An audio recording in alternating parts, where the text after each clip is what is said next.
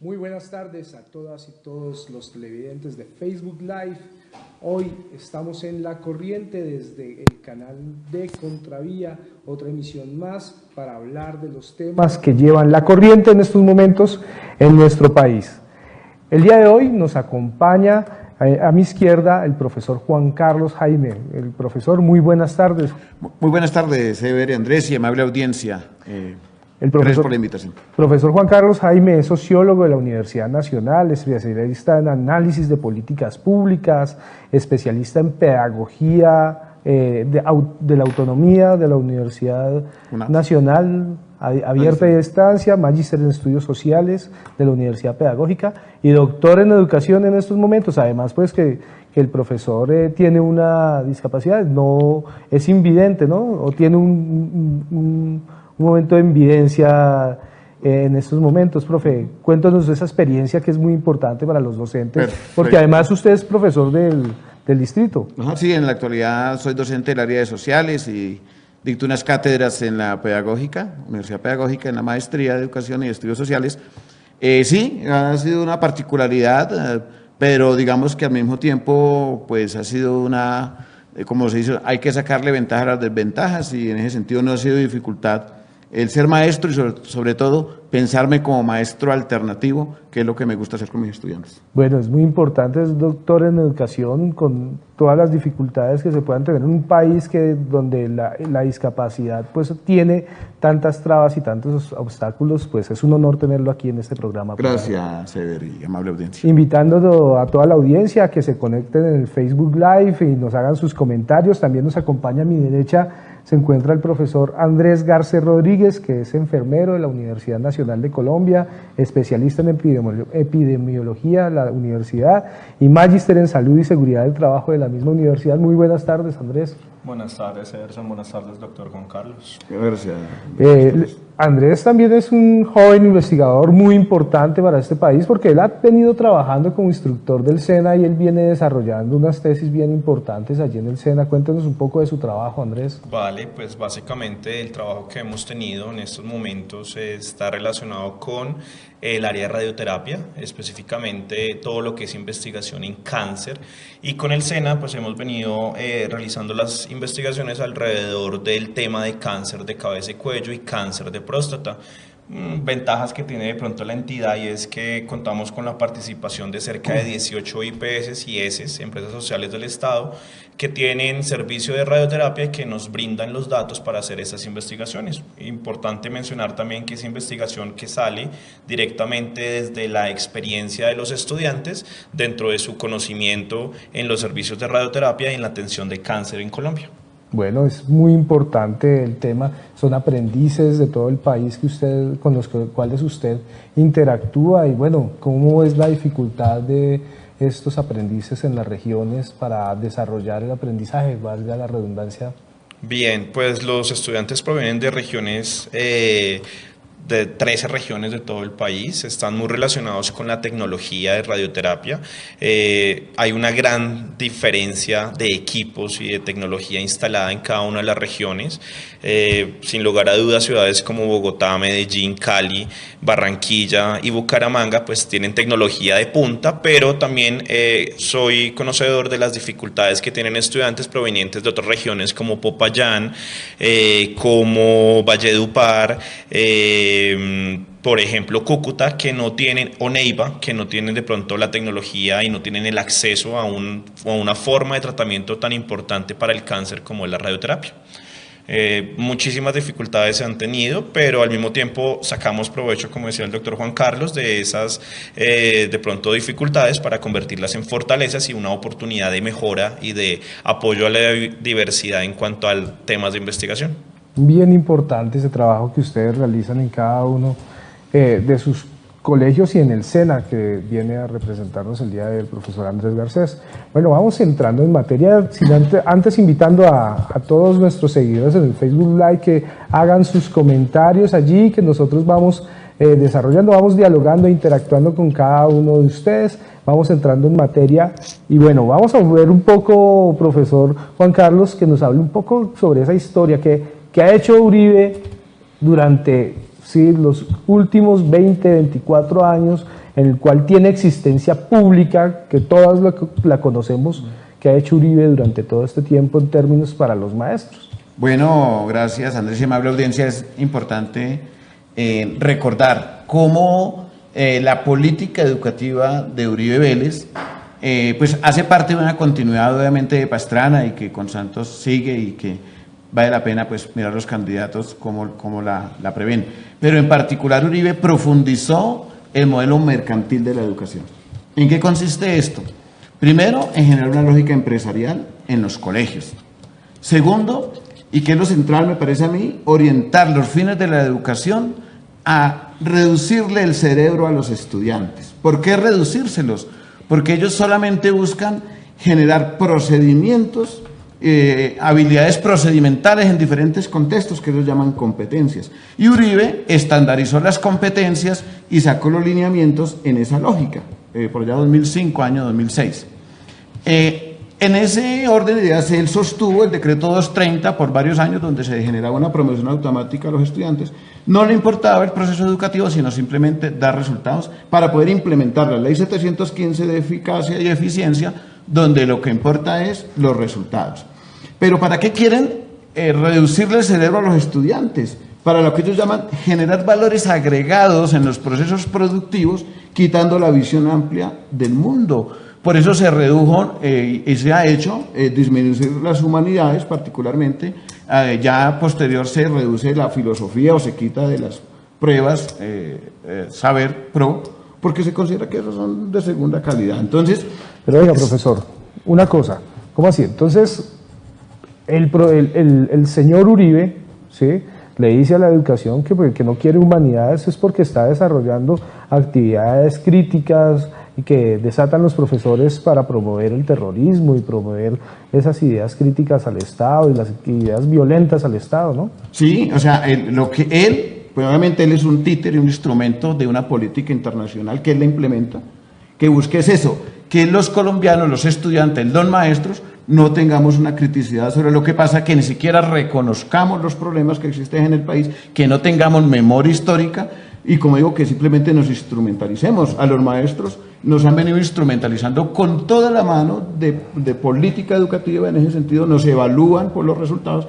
Y en particular, Uribe Vélez, por ejemplo, saca el decreto 3020 sobre parámetros, que lo que hace es asignar a los estudiantes en las aulas, recorta todo lo que tiene que ver con maestros, pero por eso, porque lo que les interesa es tener los estudiantes asignados. Lo que yo veo es que el gobierno intentó fue incrementar la cobertura en la educación, o sea, ingresar más jóvenes dentro de un aula de clase, pues permite que haya más personas involucradas dentro del ámbito educativo, claro, en vez de estar en las calles y estar recogiendo café. Claro, pero es que el hacinamiento, y que ellos lo llaman cobertura, como lo conciben ellos, que es en últimas generar en las escuelas, amontonar estudiantes donde el maestro termina con una responsabilidad grande, pero un proceso educativo de calidad, incluso de calidad no, para quitar ese término empresarial, un proceso educativo que comprenda la realidad de este país, que la transforme, que conozca la historia, por ejemplo, no se puede dar, porque el maestro tiene que dedicarse a controlar un grupo grande.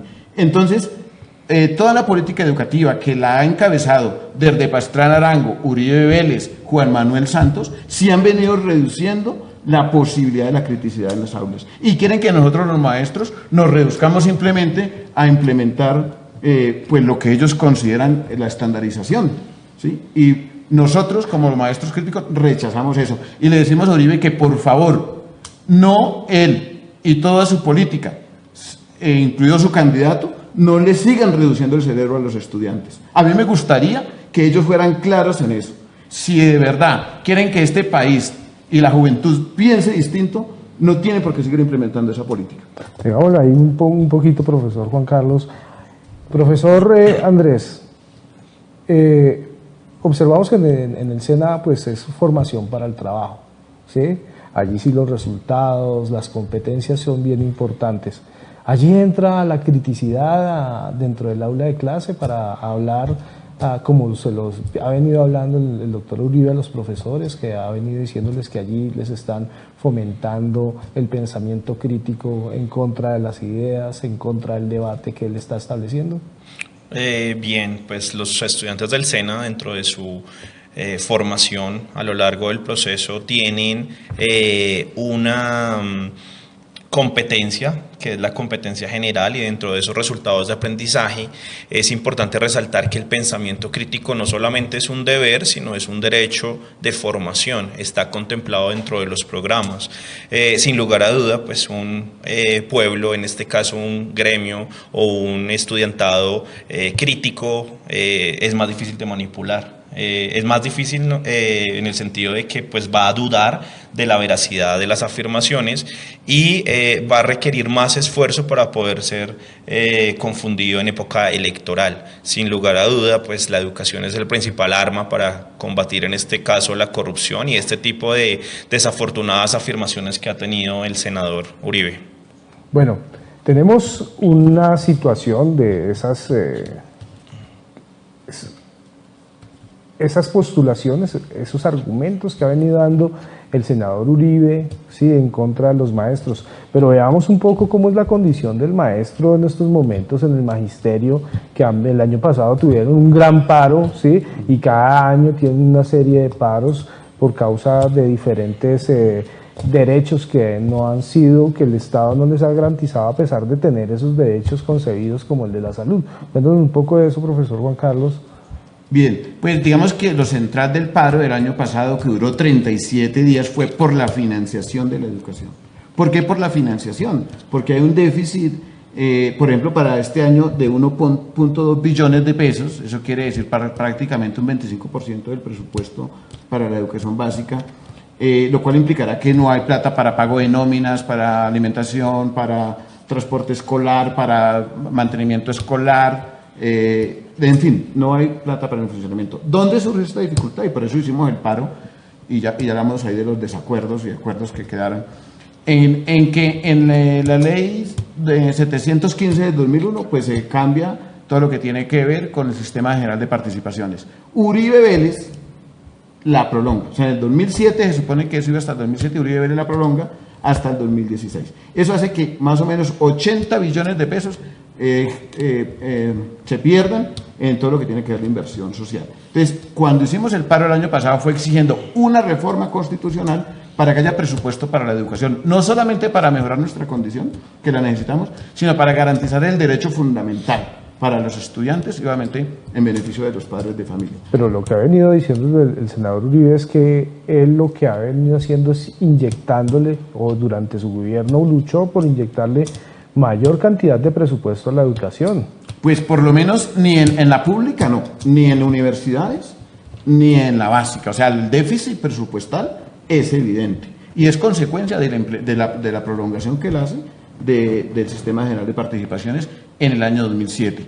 Lo que sí es claro que ellos han mantenido es la injerencia de la inversión privada en los colegios. Quienes comparten esta política educativa, obviamente en el gobierno Uribe Vélez, los colegios en concesión, pues ha sido una de las estrategias para entregarle lo público a lo privado como en otros sectores. Pero no, con certeza no ha sido así.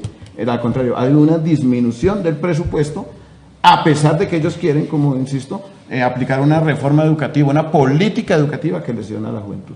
Pero durante este tiempo el magisterio tuvo el mayor, sí, el incremento salarial que haya tenido en la historia, como el 12.6, no me acuerdo si fue en el año 2005 o 2006, en el momento de la reelección, ¿no fue? Digamos que se han venido dando, ahí hubo unos acuerdos de un 2% adicional, ¿cierto?, por año, pero estamos el 30% por debajo de lo que es un salario profesional. Hoy encontramos maestros profesionales ganándose 2 millones de pesos, mientras en otro ámbito del Estado se puede estar ganando perfectamente los 3 millones. No, la profesión peor paga en Colombia de los trabajadores del Estado es el magisterio. Y no es lo mismo trabajar usted con un computador a trabajar con 40 o 45 estudiantes en un aula. Eso es incomparable. Pero aún así somos los malos mal pagos, a tal punto que incluso organismos como la Fundación Compartir y la misma OCDE dicen hay que subirle el salario a los profesores, pero no, eso no se ha logrado. Profesor Garcés, usted hizo una investigación alrededor del tema de la condición del trabajador, en este caso del docente. Entonces, un poco esas cifras, cómo Sí, descríbanos a la gente cómo es esa situación, qué es lo que mantiene al docente satisfecho dentro de la situación del trabajo. Vale, una aclaración, no es la investigación sobre docentes, trabajo en el área de docentes, pero es sobre profesionales de la salud y particularmente los médicos y los enfermeros. Bueno, hay muchas conclusiones de esta investigación que tiene como nombre calidad de vida en el trabajo del profesional médico y de enfermería de hospitales públicos. La principal conclusión es que la forma de vinculación es la condición que más afecta la calidad de vida laboral de las personas. Es importante mencionar, por ejemplo, que la forma de vinculación cambió en el año 2003 con la reforma laboral que se promocionó en ese momento en el gobierno, que en últimas lo que buscaba era una precarización laboral para afectar pues condiciones de trabajo y de esa manera quitarle a las empresas, a los empleadores, una carga prestacional bien importante. Esa reforma del 2003 que pues presentó Uribe recién posesionado desplazó el pago de la seguridad social en Colombia, que era una responsabilidad compartida entre empleado y empleador, y la desplazó directamente al trabajador al formar una nueva forma de vinculación que era el contratista. El contratista, que ya después se degradó a otras formas como el cooperativo, la persona que trabaja por orden de servicios, que trabaja al destajo en algunas ocupaciones como la odontología, que según lo que se produzca al día, según eso, pues se va a hacer el pago de sus honorarios. Digamos que él flexibilizó a tal punto las condiciones laborales, desregularizó estas condiciones, con el objetivo de mejorar la empleabilidad, de disminuir el desempleo en este momento, y en realidad podemos hablar con plena franqueza, 15 años después, no solamente no ha disminuido el desempleo, sino que al contrario dejó como herencia que la forma que era inicialmente temporal del contratista quedó como algo obligado para las empresas y es una de las estrategias de competitividad. Hay muchas consecuencias precisamente de estas formas. Andrés, esas consecuencias en el SENA, que el SENA tuvo un incremento patrimonial, ¿sí?, dentro de su gobierno, y pues se supone que las condiciones laborales de los docentes en el SENA pues se incrementaron o fueron superiores a otros, al magisterio o a las universidades. Sí, lo que pasa es que no solamente es el aumento que se tenga, sino de pronto también la cantidad de metas con las que se compromete la entidad. Hay que revisar si las metas también aumentaron en la misma sintonía. Pero la meta de la cobertura se amplió absolutamente y pues los docentes tuvieron pues tuvieron que duplicarse en el trabajo. Tanto en el sector salud como en la educación el porcentaje es similar, más o menos un 70-80% de las personas están vinculadas a la planta y un 20 o 30% están vinculadas, a la planta anterior y un 20 o 30 a la planta o nómina de la institución. O sea, la mayoría de las personas son contratistas o que son denominados trabajadores independientes. El tema de si hay o no un aumento significativo, pues es bien difícil de discutir, teniendo en cuenta también el aumento en el costo de vida. O sea, hay varios factores que se pueden mencionar relacionados con la entidad, con el SENA.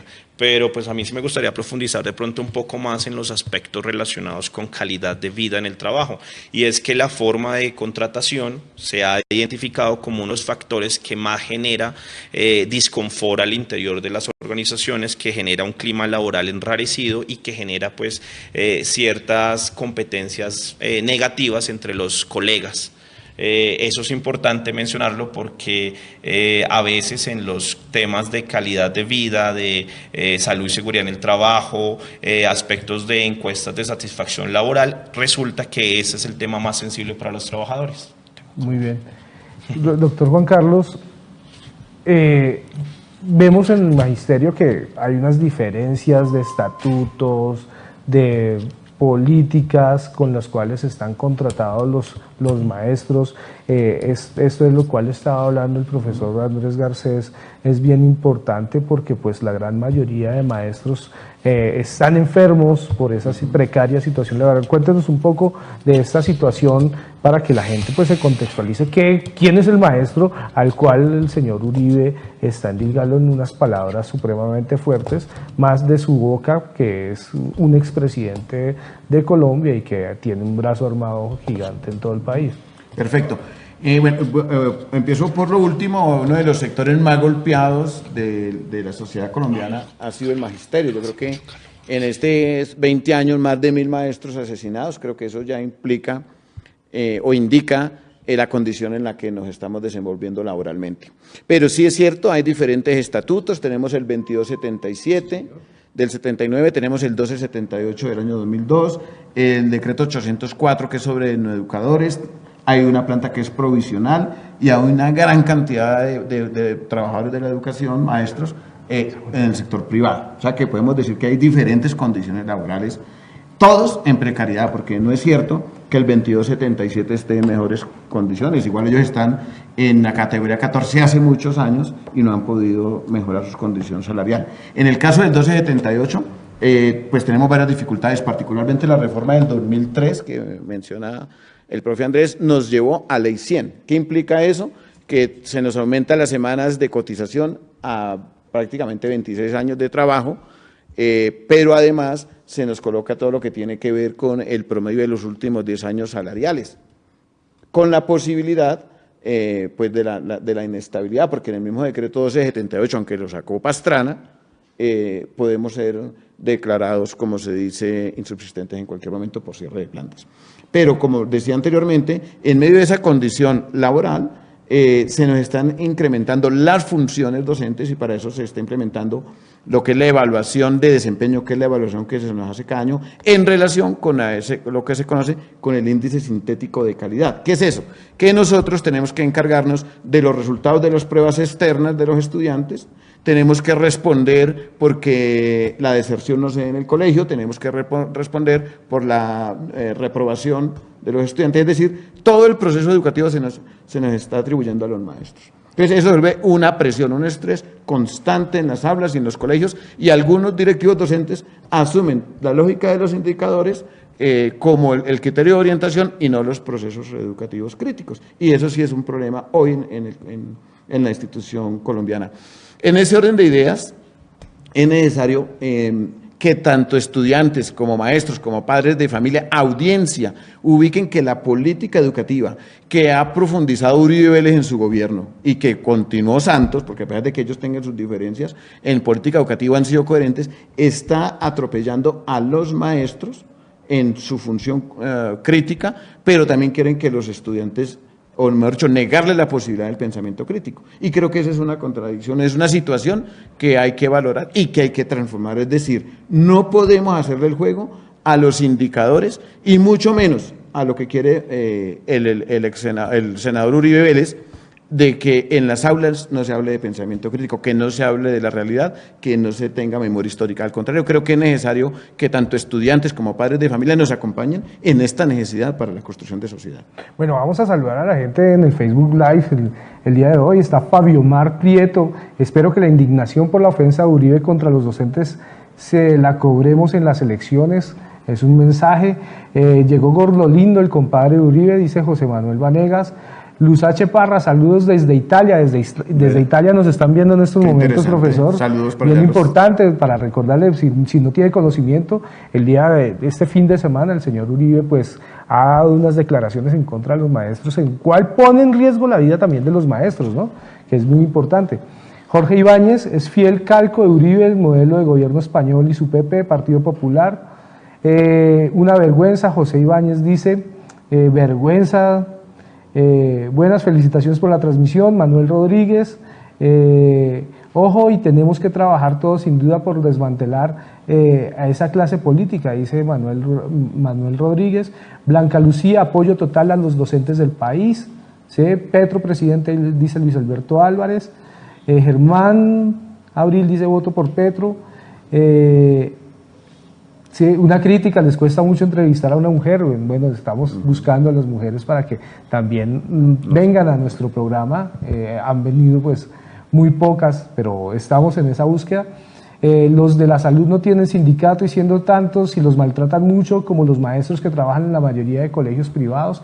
Creo que la precariedad de la salud y el maestro, el docente, que son dos profesiones tan importantes para el país, pues que están precarizadas. Cuéntanos un poco de eso, profesor Andrés, de la precarización de la salud, de las condiciones, de la seguridad social. Cuéntanos un poco de esta situación. Bien, es importante mencionar que estos dos sectores, particularmente el de la salud y la educación, han sido afectados en los últimos 20, 30 años por las reformas laborales. Comparto lo que dice el doctor Juan Carlos en cuanto a aumento laboral, en cuanto a aspectos de derechos laborales, de organización sindical, son las que más han venido sufriendo con las últimas administraciones. Desde el 2003, pues la precarización laboral, que es entendida como esa disminución de la calidad de vida en el trabajo, de deterioro de las condiciones de trabajo, ha venido permeando prácticamente todas las estructuras. En este caso afecta médicos, enfermeros, odontólogos, profesores, pero en general todo el gremio de la salud y la educación ha tenido pues una gran implicación con este tipo de reformas. ¿Qué es precarización laboral? Es importante mencionarlo porque de pronto a veces el término es muy ambiguo, pero básicamente precarización laboral es una de las estrategias que se han implementado en las últimas reformas laborales, en donde prácticamente no hay derechos laborales. ¿Qué significa no tener ningún derecho laboral? Significa que no hay acceso a las cesantías, que no hay acceso a la liquidación cuando hablamos de contratistas. Hablamos también que no existe la figura de las vacaciones o de la figura misma de la incapacidad. Un profesor o un profesional de la salud que por alguna razón tenga una incapacidad no la podrá tomar porque su forma de contratación no permite o no contempla esa figura al interior de los contratos, y tiene ciertas desventajas respecto a los profesores o a los profesionales de la salud de planta. También implica aspectos relacionados con que no hay pago de horas extra, con que no hay un recargo dominical, con que no hay un recargo por horas nocturnas, y bueno, hay muchísimos efectos relacionados con el pago de seguridad social que recae directamente sobre el trabajador. Es una situación bastante común en ambos sectores. Y está también pues el pago de la seguridad social. Es importante que la empresa, darse cuenta que la empresa con las reformas laborales que planteó Uribe en su momento, le está ahorrando a las empresas cerca del 8,5% por cada trabajador mes en aspectos de salud, le está ahorrando 12% de cotización que tenía que hacer la empresa y que ahora se le desplaza ese 12% también al trabajador contratista. Y por último se está ahorrando el pago del 100% de la ARL, que es todo lo de riesgos. Todo este pago de seguridad social se ha desplazado al trabajador y por eso he sido enfático en que ese es uno de los temas más sensibles.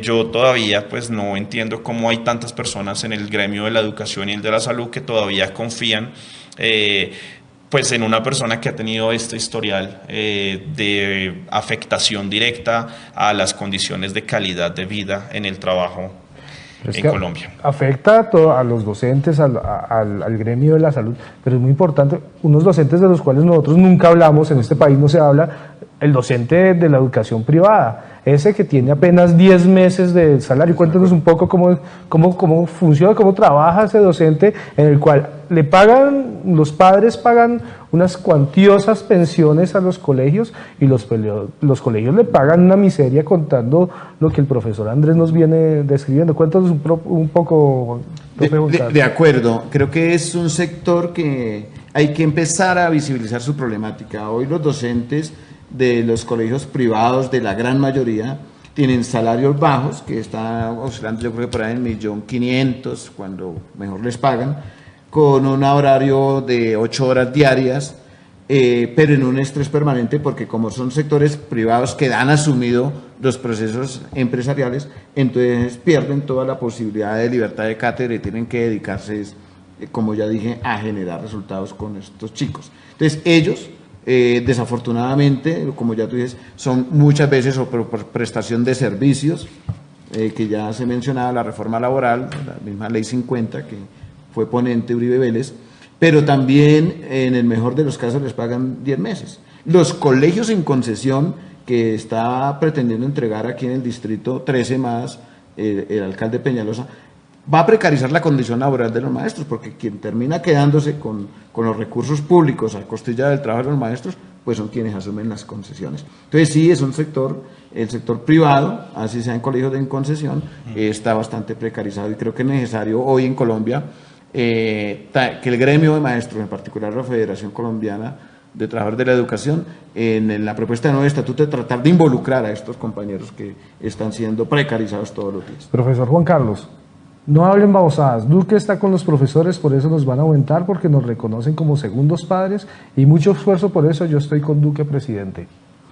Creo que la pregunta, más allá del nombre de personas, es investigar si estos candidatos a la presidencia, particularmente que mencionan Duque, va a seguir profundizando la condición laboral precaria de los maestros, por una parte. Dos, si va a seguir disminuyendo, reduciendo el cerebro de los estudiantes con la política educativa, reduciéndolos a simples elementos procedimentales en diferentes contextos, como yo insisto, llaman competencias, y si va a seguir privatizando la educación en el sentido de entregarle los colegios al sector privado. Creo que esa es la pregunta. El resto, pues, no dejan de ser, como se dice, palabras al viento. Creo yo, el candidato Iván Duque seguirá profundizando toda una línea de los últimos 20 años de la política educativa que tiene este país prácticamente sumido en un atraso cultural. Por eso es tan fácilmente manipulable el pueblo colombiano. Y la responsabilidad nuestra como maestros es seguir ofreciendo alternativas a esa política educativa, donde además de generar un pensamiento crítico, sirva la educación para transformar la condición social en la que estamos viviendo hoy en Colombia. Me gustaría también aportar un poco, y es que, la evidencia científica, y en este caso la evidencia legal, está allí. Fácilmente podemos ver quién fue el ponente de la ley 100 en el 93, podemos ver quién fue el que firmó el decreto para hacer toda la reforma laboral y todo lo que les he venido contando de la desregulación de las condiciones laborales. Y nos lleva a pensar, pues, que van a seguir por la misma línea, es decir, no estamos hablando de pronto de aspectos que sean percepción propia, sino que estamos basándonos en la normatividad existente en Colombia. No es descabellado asumir que las situaciones van a seguirse profundizando. No sería descabellado pensar que, pues, no es el amigo de la educación y del sector salud. Sin lugar a duda, ahí están los hechos. En la normatividad aparece absolutamente toda la información relacionada con esos aspectos que hemos trabajado, y lo digo con conocimiento de causa porque ese era el marco normativo que utilicé en la tesis de calidad de vida en el trabajo para el sector salud. Bueno, para finalizar, vamos a leer algunos mensajes. Estoy con la paz, los docentes que damos conciencia en contra de quienes quieren la guerra. Petro como alcalde hizo lo que promete en Colombia Humana. Queremos, a través de conciertos, niños en Bogotá, cultura, apoyo a los ancianos, protección a los animales, empresa de recicladores y mucho más. Blanca Zuluaga, pura falsedad de Duque solo para ganar voto. Petro Celis, eso es verdad. Duque es la prolongación perpetua de la cátedra de la motosierra que impulsó Uribe. Duque es el títere de Uribe y Uribe le envía el ESMAD a los maestros. Valentín Guerrero. Duque, futuro presidente, él está con los profesores y nosotros con él. Que viva Duque presidente. Oscar Fernando, para Duque la educación no es prioridad. Bueno, a todas y todos ustedes un gran saludo, gracias por sus comentarios el día de hoy en este programa La Corriente. Último mensaje para estas declaraciones que nos ha dado el señor Uribe, en la cual ha dicho que el pensamiento crítico, que en las aulas estamos transformando, ¿sí? Estamos aniquilando el pensamiento y el debate de los jóvenes que se están educando, doctor Jaimes.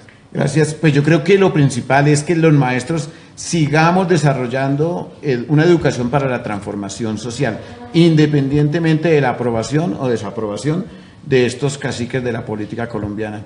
Es urgente reconocer cómo la política educativa se ha venido implementando, es coherente y es necesario que hoy desde las aulas, desde los consejos académicos, le hagamos resistencia y construyamos una propuesta de educación alternativa para Colombia.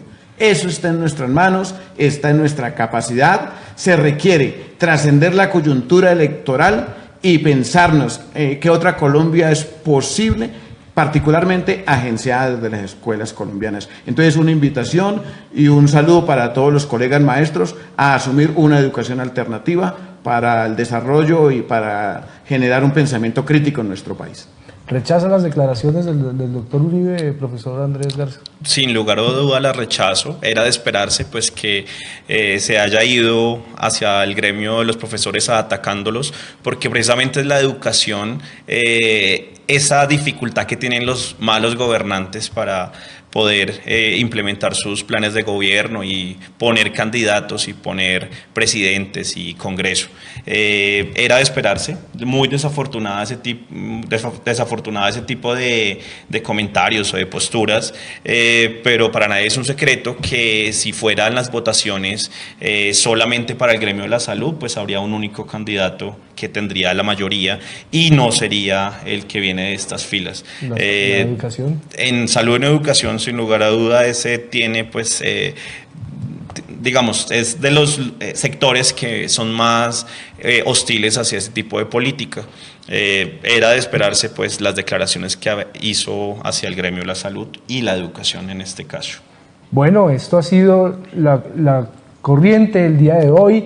Los profesores hablándole duro a Uribe, rechazándole esas declaraciones en contra. Los profesores son transformadores de la sociedad, que le quede muy claro que los profesores no le votarán porque tenemos una conciencia absolutamente crítica y que estamos transformando el país desde la historia y demás. Último mensaje, doctor Jaime. Sí, invitar a reconocer lo que los maestros hemos venido haciendo en las diferentes instituciones, en la construcción de esa Colombia alternativa.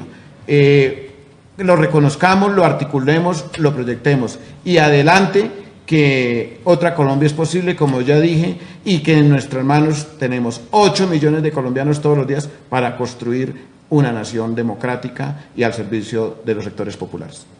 Profesor Andrés Garcés, último mensaje. La educación es la forma para evitar que este tipo de posturas se sigan manteniendo en los gobiernos. Es la piedra en el zapato de los corruptos y de las familias que han estado en el poder durante tantos años.